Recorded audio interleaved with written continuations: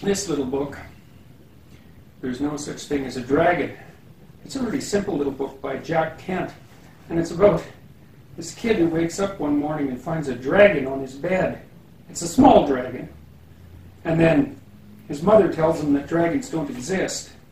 And so he ignores it. And then it grows and it grows and it grows until it fills up the house. I really like the middle part where the dragon has got so big that it takes his mother all day to clean the house because she has to lift its tail up and climb in and out of windows to get from room to room. And I've been in houses like that where, where something, the existence of which people will not admit, fills the whole house so that there's nothing that can be done efficiently in the house. And that's an ancient story of the growth of chaos, with the dragon representing chaos. And the dragon sort of represents the ultimate predator, that's one way of thinking about it, or represents the danger that lurks beyond what we know, or it represents the danger in the territory we refuse to explore.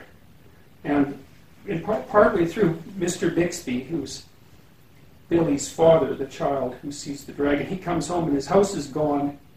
The dragons run off with it, and that actually happens to people quite often too. They come home and, there's a note there saying, "I'm leaving you," and, all the clothes are gone.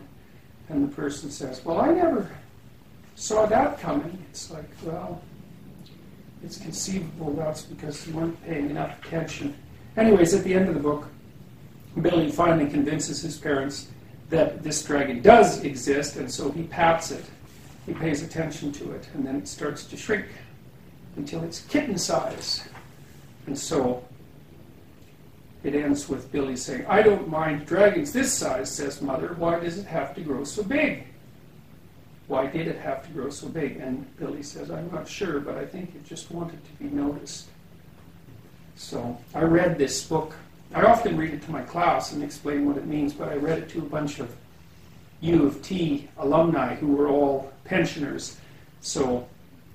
And it was recorded. It's in a lecture called, I think it's called Fighting the Dragon Within, something like that.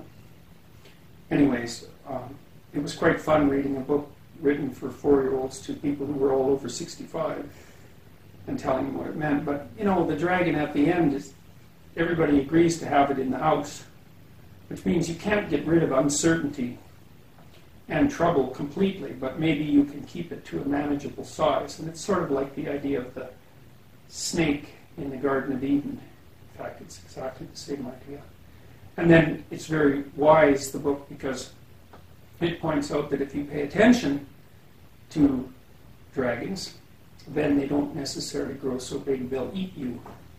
So that's a good thing. So it's been a real fun little book.